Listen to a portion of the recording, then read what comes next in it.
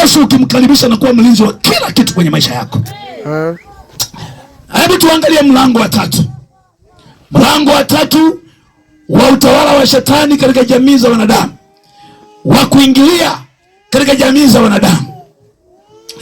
Mlango wa 3 unaitwa dunia na mambo yake yote. Kuipenda dunia na mambo yaliyomo duniani, na mambo yote yaliyomo duniani. Ni mlango wa shetani kutenda kazi, kuishi na kutawala katikati ya jamii za wanadamu. Haleluya, haleluya. Hebu tuangalie katika kitabu cha waraka wa kwanza wa Yohana sura ya 2 mstari wa 15. Nisomee kitabu cha waraka wa kwanza wa Yohana sura ya 2 ule mstari wa 15.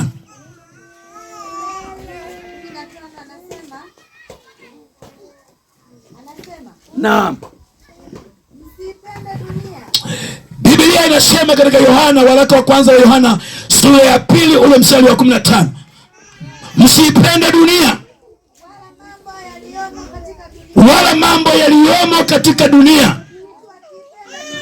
Mtu akiipenda dunia,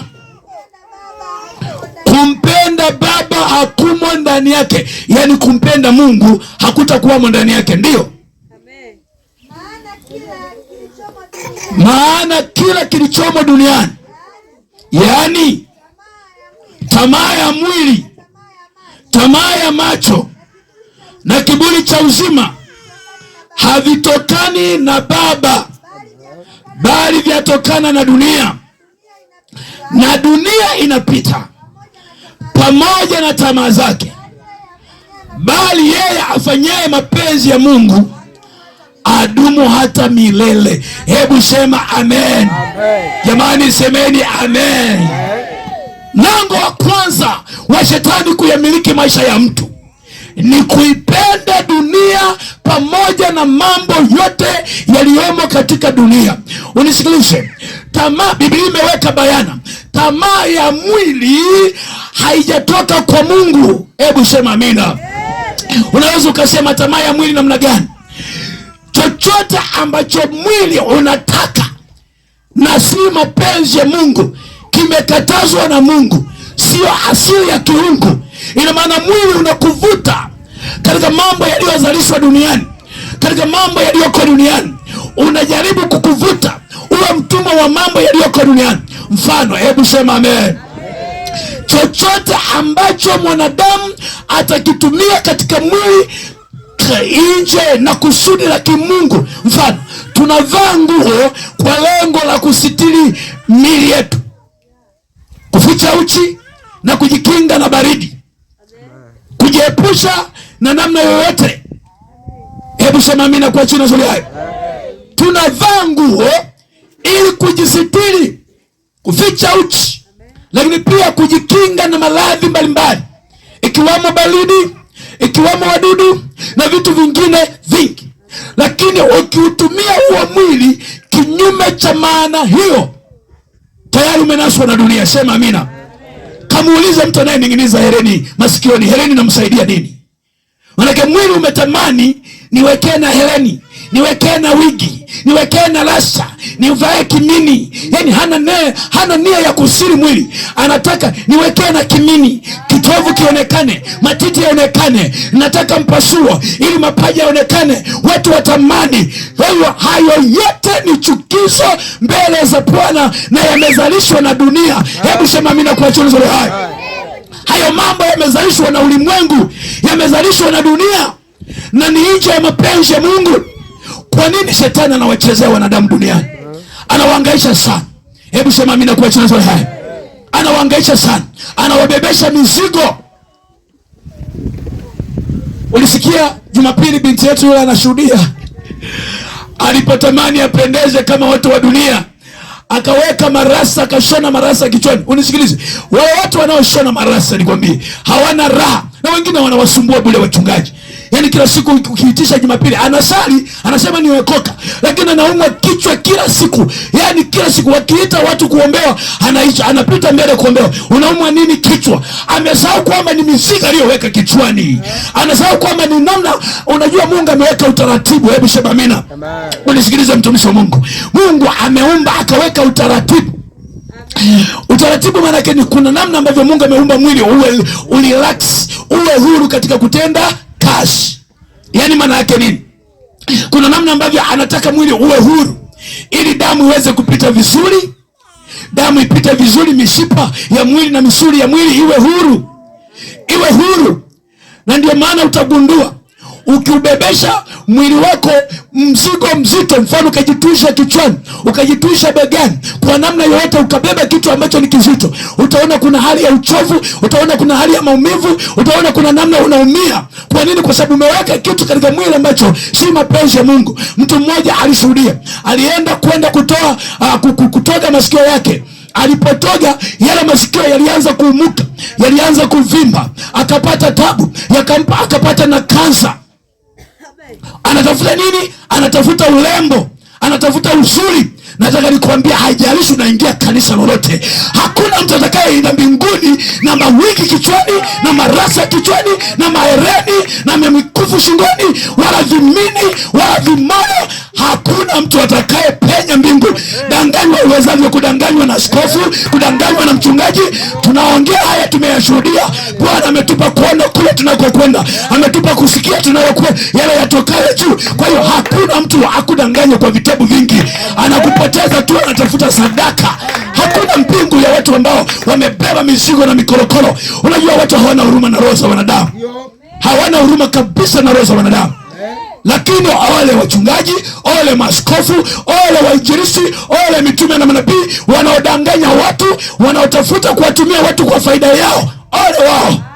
Lakini yuko hakimu wa kweli atakapoteremka, ipo kila nafsi itajuta. Hebu sema amina kwa jina la Yesu hai. Lakini nikwambie kweli, Mungu anachukia mtu anayependa dunia na mambo ya duniani, tamaa ya macho, tamaa ya mwili. Hivyo vyote na kiburi cha uzima havitokani na Baba, havikutoka kwa Mungu, vimezalishwa na ulimwengu, vimezalishwa na shetani. Na Biblia inasema shetani ni mtawala wa dunia, ni mtawala wa ulimwengu. Ana Mungu anasema wale wa ulimwengu, kwa maana shetani ibilisi ametupwa kutoka mbinguni, ana hasira nyingi, akitafuta roho ya mwanadamu apate kuimeza. Na Biblia inasema kwamba shetani ni kama simba au ngurumbaye akitafuta nafsi ya mtu apate kuimeza. Anaweza akakumeza kwa ulevi, akakumeza kwa uzinzi, anakumeza kwa asharati, akakumeza kwa anasa, akakumeza kwa mapambo na korokoro zote unazojaza kwenye mwili wako. Haleluya. Kuna wakati mwingine namhurumia mwanadamu, anafunga na kuomba nimuone Mungu wakati amembeba shetani mgongoni. Unisikilize, nikupe maarifa. Leo hii kuna mitindo mbalimbali ambayo imewekwa duniani. Kuna mtindo wanasuka marasa au manywele wanayaviriga kichwani. Unakuta limevirigwa kichwani, utafikiri kipande cha kinyesi wamelitua hapa kichwani hapa. Unisikilize, kwenye ulimwengu wa roho lile nilijoka, nilidragoni, wamechora lipicha la joka kichwani. Amejiwekea antena, mimi ndiye namiliki mwili huu, namiliki nafsi hii, namiliki mwili huu, namiliki. Wakati huo shetani akitaka kuja kwenye mwili wa huyo mtu, muda wowote anaingia na kutoka, wala maombi ya kufunga na kuomba hawezi kumzuia. Na ndio maana wengi nakuta ni waanguka dhambini kila itwapo leo. Anaanguka leo, anaanguka kesho, anaanguka hata akisema kuanzia leo sitadhini tena, sitapigana tena, sitagombana tena, anajikuta tu ameanguka. Maana shetani linakuja, yeye amefanyika kuwa zanake, linamuamrisha linavyoweza vyovyote. Hawezi kujilinda huyo mtu, hawezi kujipigania huyo mtu. Hebu sema mimi nakuwa chini ya hai. Wewe kabisa. Shetani anatenda kazi kwa halali na kwa ujanja, ni kiumbe cha akili. Tunasema na tumtende mwanadamu kwa akili. Nisikilize, nywele tumeumbiwa ili kustiri kichwa pia, si ndio? Kabisa, ni sehemu ya vazi. Zile nywele asilia tulizoumbiwa na Mungu. unapoanza kuziwekea dawa ziwe nyeusi sana, ziwe nyekundu, wengine mpaka ni nyeupe, wengine mpaka zimekuwa za blue, wengine yani kwa namna tofauti tofauti, ujue pale wanamwambia Mungu, wewe Mungu ni mpumbavu sana, haujui kuumba. Wewe unaniumbia nywele nyeusi hizi, ulitakiwa kuniumbia nywele nyekundu, nywele nyeupe, nywele nyeusi za namna hii. Ni wanamkosoa kazi ya Mungu, wanakosoa uumbaji wa Mungu. Iko siku Bwana wa majeshi aliyefinyanga huo mwili ataadhibu hiyo nafsi ya mwanadamu ambayo haikuheshimu uumbaji wa Mungu, ilidharau uumbaji wa Mungu. Mungu atahukumu kwa haki wala hatahurumia.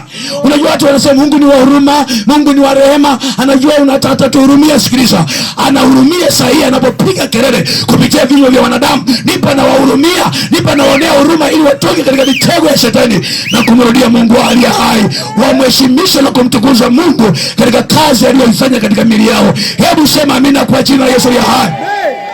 Leo hii wengine wamejitengenezea, wanatengeneza makalio makubwa. Kuna vitu wametengeneza, alafu unaweza ukafikiri ni binadamu, kumbe kuna vitu sponge wametengeneza kisasa. Hii teknolojia itaangamiza watu. Wametengeneza sasa, wanamtengenezea hips za bandia. Na wanaume wapumbavu wasio na roho wa Mungu wanafikiri ni binadamu, kumbe ni masponji. Hebu sema amina. Hebu sema tena amina.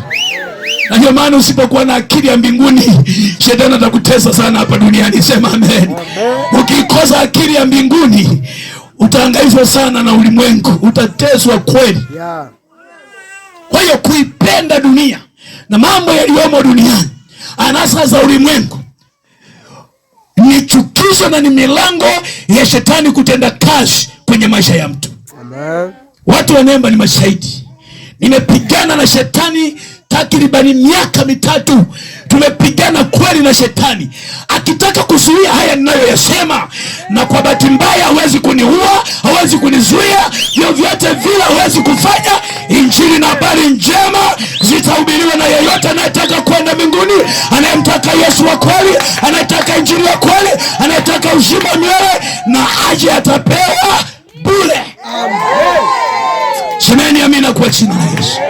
Semeni amina kwa jina la Yesu. Kama waganga wa Nemba walikusanyana, wakaalikana, wakashirikiana ili wapate kuua, ili wapate kuharibu kazi ya Mungu, wapate kufunga kazi ya Mungu, hawakuweza.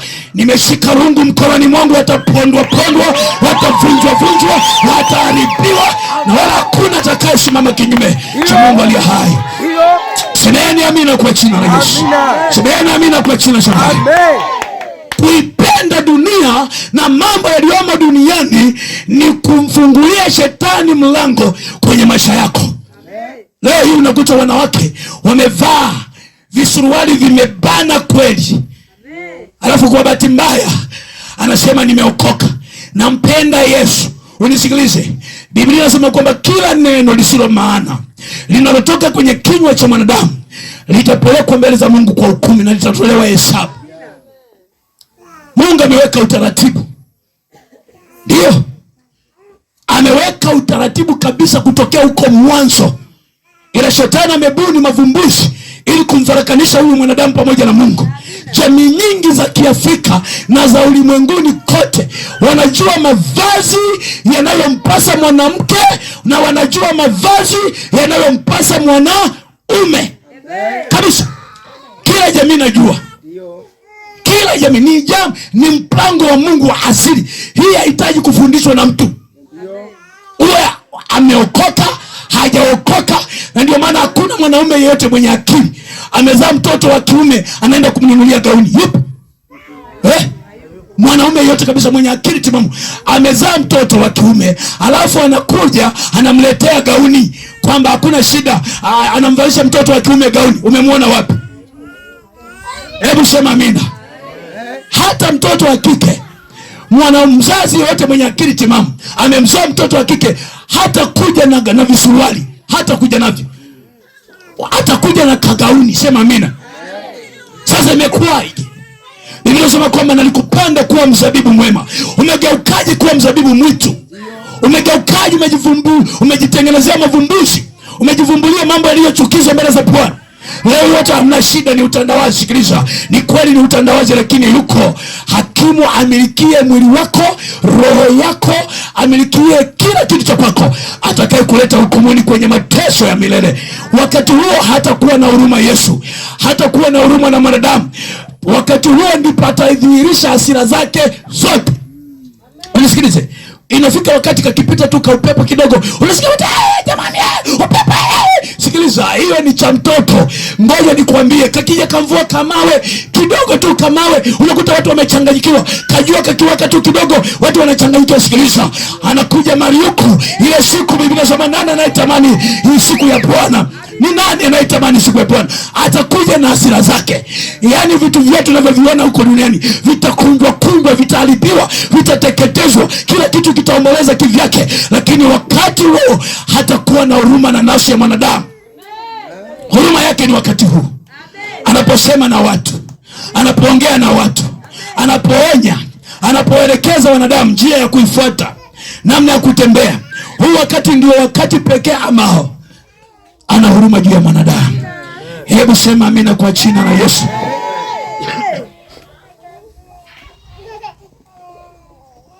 Jamani, semeni amina. Amen. Haleluya. Amen. Na hizi ni siku za mwisho. Hakuna kufumbia macho injili ya Bwana. Lazima, Biblia inasema kwamba sitaionea haya injili ya Yesu Kristo, maana ni uweza uletao wokovu katika maisha ya mwanadamu. Ni uweza unaoleta matumaini, unaoleta uzima wa milele, unaoleta baraka katika maisha ya mwanadamu. Sema amina kwa jina la hai. Kwa hiyo yeyote anayependa mitindo ya ulimwengu, anayejichanja, anayechora matatu mwilini, anayekata madenge, anayenyoa wei, anayepaka midomo yake rangi, anayejichubua rangi, vyovyote vile wanaochora, yani jamani, dunia imeharibika. Sema amen. Watu wanatamani hata watembee uchi kabisa. Hawana hofu tena wala woga tena. Anakuja mwenye nao, anakuja mmiliki wa nafsi zao, mmiliki wa roho zao, atakaye adhibu pasipo huruma. Lakini Yesu Kristo kwa huruma zake ameleta habari njema. Wote waziaminio, wote wanaozikubali, wote walio tayari watapata uzima wa milele, watavikwa uzima ya milele, watapata tumaini la milele. Hebu sema amina kwa jina la Yesu aliye hai. Mlango wa nne unaomfungulia shetani kutenda kazi katikati ya maisha ya wanadamu. Mlango wa nne ni kuto kumwamini Yesu Kristo. Kuto kumwamini Yesu Kristo. Unisikilize, Biblia yangu inasema wako mabwana wengi duniani, lakini kwetu sisi Bwana wetu ni mmoja, naye ni Yesu Kristo. Biblia yangu inasema katika kitabu cha Matendo ya Mitume ya kwamba hapana jina duniani litupasalo kuokolewa kwalo ila peke yake jina la Yesu. Hilo ndilo jina pekee ambalo kila goti litapigwa, la vitu vya duniani na la vitu vya mbinguni, na vyote vyenye pumzi na visivyo na pumzi vitapiga magoti na kusema Kristo Yesu ndiye Bwana. Kwa hiyo yeyote asiye na imani juu ya Yesu Kristo, anayeamini waganga wa kienyeji, anayeamini juu ya mizimu, ameweka imani yake juu ya makaburi, ameweka imani yake juu ya milima mirefu, wengine wameweka imani juu ya mito, wengine wameweka imani njia panda, wengine wameweka imani zao kwenye wanyama, wengine wameweka imani zao kwenye matundu ya vyoo, kila mtu. Wengine wameweka imani zao juu ya joka. Kuna watu wanaishi na majoka nyumbani.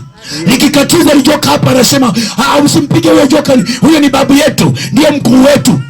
Wanasema hivyo. Wameacha kuweka imani juu ya Mungu aliyewaumba, juu ya Mungu muumbaji wao. Wameweka imani juu ya nyoka, anatambaa, anapita.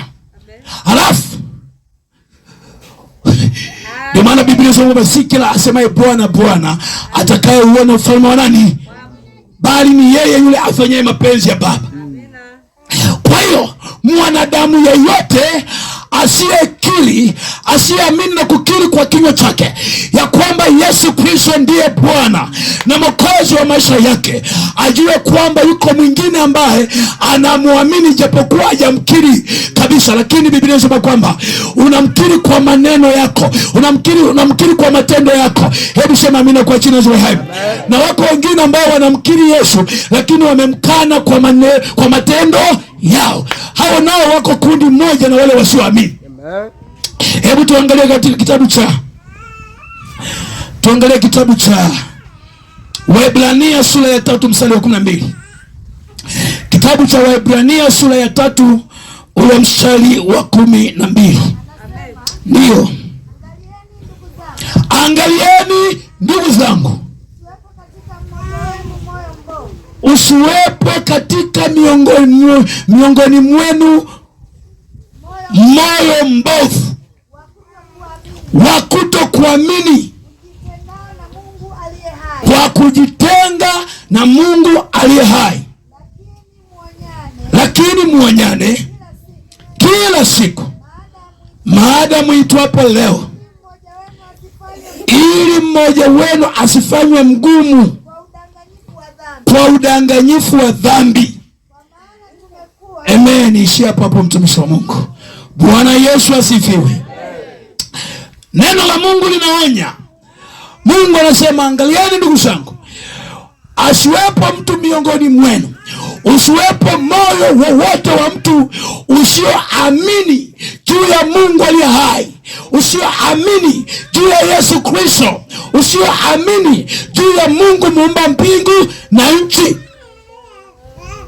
Angalieni, asiwepo mtu miongoni mwenu akashindwa kuamini kwa sababu ya udanganyifu wa dhambi. Kuna watu wanatamani kuokoka, wanatamani wangeabudu, wanajua jehanamu ipo, wanajua kabisa Mungu yupo, na wanaogopa kuhukumiwa, lakini kinachowazuia ni dhambi. Anajaribu kuwaza, mimi ni mzinzi, hivi niache uzinzi, nimwache na yule mwanaume, niache na yule kaka, na niache na yule binti, niache uizi, niache kabisa mimi. Dhambi imemfanya mtu huyu ashindwe kumwamini Yesu Kristo. Lakini Mungu anaonya kwa neno lake, asiwepo mtu miongoni mwenu mwenye moyo mbovu wa kutokuamini, kwa kujitenga na Mungu aliye hai kwa sababu ya udanganyifu wa dhambi. Ukiwauliza watu wengi, ukisikia mtu anasema nitaokoka tu, nitasali tu, anaelewa kusali kupo, anaelewa Mungu yupo, lakini anasema Bwana, kuna kadhambi. Mimi sasa kuna kadhambi. Mwingine ndio hivyo, amependa dunia. Na kwa sababu shetani ameinua mawakala wengi duniani, ukipita mitaani humu, mtu kabisa yani anapotea. Utashangaa watu wa dunia na wa ulimwengu wanasema, umependeza shoga, umependeza rafiki yangu, leo umetoka. Unisikilize, wanakungonga kwenye ulimwengu mwingine, kwa namna nyingine wanakungonga na kuonea huruma. Wanasema, ndugu wewe ni mpumbavu, ndugu na ile kuelekea huko kuna tatizo. Yani wanakungonga kwa siri. Leo hii ukivaa umejistiri vizuri, wanakwambia wewe ni mshamba. Mimi mara 10,000 niwe mshamba, lakini niyo na akili kwa Yesu Kristo aliye hai. Ndio. Kwa sababu mimi nilia mshamba, shetani akiniona nakimbia kama nini. Amina. Hebu sema amen. Amen. Mapepo yanakimbia kama nini. Amina. Lakini unaonaje, nani ni mshamba ambaye anakaliwa usiku na mchana? Anakaliwa, anaambiwa kaoge nje panda, kaoge juu ya miti, kaoge makaburini, mara kainamisha kichwa chako chooni. Nani ni mshamba? Hebu sema amina kwa jina la Yesu hai. Anaambiwa kaogeshe. Nilipita mji fulani, mji wa mganga wa kienyeji, nikamkuta mwanamke mmoja amevua nguo zake, kifua chote kiko nje, wamempaka masizi. Yani unasema ni binadamu huyo, ni kitu gani? Lakini binadamu amepakwa masizi mwili mzima. Nikasema asante Yesu kwa kunitoa kwenye ushamba huo. Haleluya, haleluya. Ukiwa na Yesu kila mahali panakufaa kupita. Uogopi chochote njiani. Wengine hatakiona mahali fulani hofu inamjaa, nisije nikakanyaga hapo wakaniloga. Hebu sema amina. Na wakigundua au wachawi wakigundua njia fulani wao wanapitaga warokole, anapita mlokole mmoja, hawawezi kutega. Watakuwa wanaingia sana kila siku, kwa sababu kila ukipita uliyookoka mitego yake inaharibika, uchawi wako unaharibika, uganga wako unaharibika. Na ndio maana tuko dunia kuziharibu kazi. Kwa kusudi hili mwana wa Mungu alidhihirishwa ili azivunje kazi. Usizionea haya kazi za ibilisi, vunja. Sema amina kwa jina la Yesu. Kuna wakati mwingine unaweza kama unapita kwenye mji wa mganga wa kienyeji, unasonta tu kidogo, sema hivi, na haribu uganga wako kwa jina la Yesu aliye hai, na teketeza kwa jina la Yesu aliye hai. Unashangaa baada ya siku 2 3 mwezi mmoja Aisha hama. Alipoenda kwa wakuu wake wakasema hapo tayari pameharibika. Semeni amina kwa jina la Yesu. Ndio maana ukiona mtu anaabudu, anaenda kuchanjia, anaenda kwa waganga wa kienyeji, anahangaika na mizizi, hana ukombozi huyo mtu. Hana uzima wa milele huyo mtu. Shetani kwake ataingia na kutoka bila wasiwasi yoyote. Ataingia kwa watoto, ataingia kwa mume, ataingia kwa mke, ataingia, atavuruga.